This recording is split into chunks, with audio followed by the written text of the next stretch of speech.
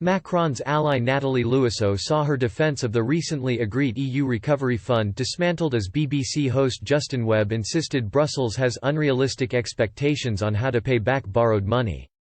Emmanuel Macron saw his and Angela Merkel's proposal for a common coronavirus recovery fund come into reality after 5 days of intense talks with other European Union members.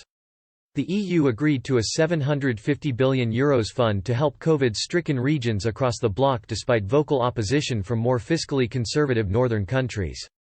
Former French Europe Minister Nathalie Louiseau hailed the deal as historic but saw the proposal quickly dismissed as BBC presenter Justin Webb claimed Brussels has unrealistic expectations on how to pay back the money borrowed to sustain the fund.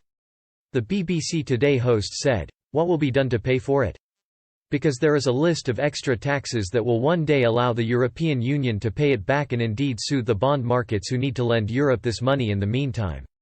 Is this going to be enough?" Ms. Louiseau, a member of President Macron's La République En Marche party, said, "Well, European taxpayers are not going to be the ones to repay the debt. The debt will be repaid through new European resources like a carbon inclusion mechanism at the border of the European Union. If you are outside of the European Union and you don't respect the objectives of the Paris Agreement, you have to pay a tax to import into the European Union. However, the suggestion foreign businesses will contribute to the repayment of the giant fund had Mr. Webb questioned the feasibility of the plan. He said, "Hang on a minute. That sounds too ingenious to be true, doesn't it? That somehow foreigners, those outside the European Union, will pay extra taxes to do business with the EU and that somehow magically makes this debt go away. That feels incredibly unrealistic." Ms. Louiseau hit back, "That's the strength of the 27.